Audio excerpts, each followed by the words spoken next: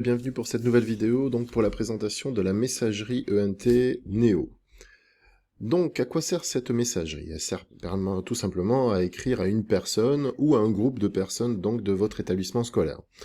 Groupe de personnes, ça peut être plusieurs personnes, soit une classe, soit un groupe de professeurs d'une matière, soit des parents, soit des élèves, soit des personnels, soit des enseignants, donc de l'établissement scolaire.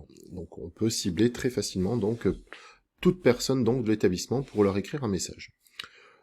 Pour l'instant, on ne peut pas s'adresser à des personnes d'un autre établissement, donc pour l'instant c'est uniquement centralisé sur votre établissement scolaire. Comment accéder à la messagerie? Donc deux possibilités, soit par la petite enveloppe blanche qui est là-haut. Vous voyez d'ailleurs qu'il y a un petit symbole orange avec un 3 qui indique donc j'ai 3 messages non lus sur ma messagerie. Si je clique sur les applications, on peut retrouver notre messagerie ici, tout simplement avec la petite enveloppe jaune qui se trouve ici. Nous allons cliquer dessus. Nous voilà. Donc la messagerie est assez traditionnelle, donc elle ressemble à tout email. On a donc une boîte de réception qui indique donc le nombre de messages non lus, une partie message envoyé, une partie brouillon, une partie corbeille, et on a aussi la liberté donc de créer des dossiers, donc où vous pourrez ranger tout simplement tous vos messages. Donc ici, avec le bouton créer un dossier, vous pouvez créer une infinité donc de dossiers pour tout ranger. Ici, vous avez une petite jauge qui vous permet de savoir où est-ce que vous en êtes donc sur l'occupation de votre messagerie. Ici au milieu, donc, vous avez la liste de tous les messages que vous avez reçus, avec en fond bleu les messages non lus, en fond blanc les messages qui ont déjà été lus. Un petit symbole avec une flèche vers la gauche qui indique que vous avez déjà répondu à ce message. Donc ça permet de bien se rappeler. Parfois, vous avez des messages non lus qui sont étalés dans le temps, donc qui ne sont pas les uns dessus les autres. Vous avez un petit bouton ici, il suffit de cliquer dessus, et vous avez la liste de tous les messages non lus, donc que vous avez pu rater ou que vous aviez mis de côté à l'instant T quand vous les aviez reçus. Donc ça permet de voir que les messages non lus. Que pouvons-nous faire avec ces messages? Vous avez peut-être remarqué qu'ici nous avions des petites figures qui apparaissaient avec un petit carré. Ça nous permet tout simplement de pouvoir sélectionner des messages pour peut-être les supprimer, les envoyer dans un dossier, ou les marquer comme non lus, parce qu'imaginons que vous avez lu le message, on peut dire en diagonale, ça vous permet de le relire plus tard pour reprendre ce message. Que pouvons-nous faire à part ceci? Nous pouvons, quand prenons un message, par exemple celui-ci, on prend connaissance du message, on peut soit y répondre, si vous cliquez sur le petit plus, vous pouvez répondre à toutes les personnes qui sont contenues donc dans la rubrique destinataire, on peut transférer le message, l'imprimer, voire le supprimer. Pour écrire un nouveau message, je choisis donc nouveau message, nous avons la partie en haut, donc la partie destinataire. Si vous connaissez le nom de la personne, vous pouvez aisément commencer à taper le début de son nom. Par exemple, mon nom apparaît, je n'ai plus qu'à me sélectionner. Donc là, par exemple, je m'adresse à une personne. Je veux m'adresser à une classe.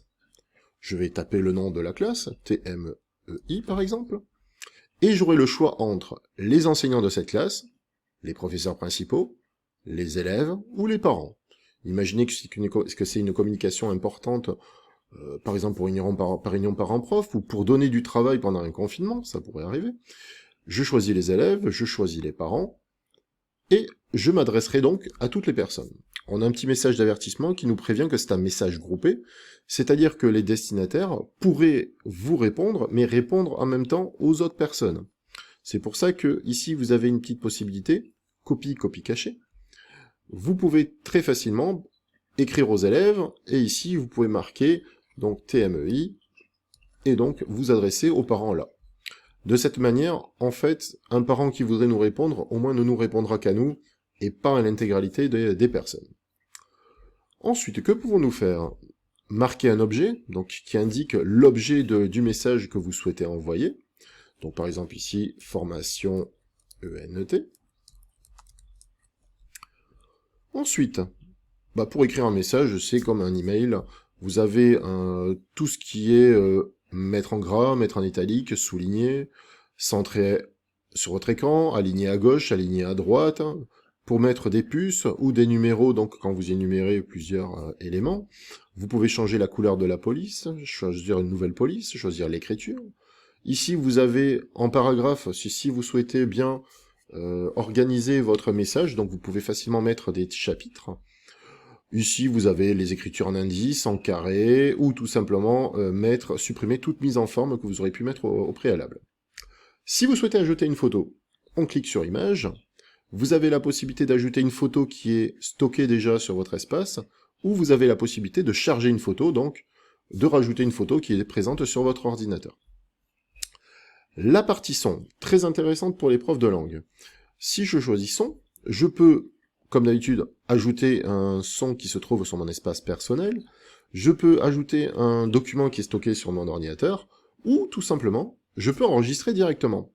Imaginez que vous avez des leçons où l'élève doit lire une phrase en espagnol ou en anglais. Il lui suffit ici d'enregistrer un son, il clique sur démarrer l'enregistrement, ça enregistre donc sa phrase ou son texte qu'il doit vous lire, et ensuite, une fois enregistré, il peut le joindre tout simplement à son message pour l'envoyer à son professeur. Donc ça peut être une idée d'activité qui peut être réalisée donc à distance. Vous souhaitez ajouter une vidéo, par exemple une vidéo YouTube, une vidéo Viadeo, ou tout autre site qui permet d'envoyer des vidéos. On a un lien aussi vers le site de l'INA, donc avec toutes les archives donc nationales au niveau de l'audiovisuel. Tout ça vous permet d'incruster une vidéo au milieu de votre message. Si vous bidouillez un peu plus, vous pouvez accéder aussi et mettre votre propre code. Là, il faut vraiment avoir quelques connaissances. Vous pouvez ajouter des formules mathématiques, donc pour nos chers amis de maths sciences, en cliquant dessus, on peut ajouter, donc vous voyez, une forme d'équation de façon à agrémenter en fait un exercice qu'on aurait envoyé par messagerie. Ici, nous pouvons ajouter un lien, donc un lien vers un site internet ou vers une vidéo. Un émoticône, bon là c'est pour rendre un petit peu joli, pour mettre, on va dire, de gaieté dans vos messages. Ici, c'est la partie pour créer un tableau. Et ici, c'est la partie modèle, donc qui permet d'organiser la structure de votre message.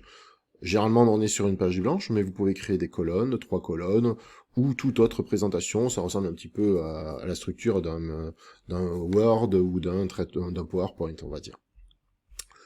Vous pouvez, pour votre message, aussi ajouter une signature. Donc, pour ajouter une signature, il suffit de cliquer là-dessus. Vous mettez votre nom, professeur principal de cette classe ou autre, et ensuite il suffit de cliquer sur cette case, ça permet de l'ajouter ou non à votre message.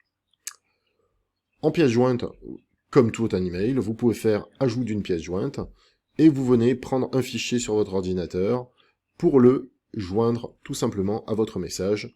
Vous le voyez ici, donc le message est apparu avec sa capacité, qui permet donc de le joindre et de l'envoyer donc au destinataire. Et il ne restera plus que faire envoyer, et la personne donc recevra le message. La personne le recevra donc un email l'avertissant qu'il a reçu un message donc sur sa boîte ENT, et il n'aura plus qu'à le consulter.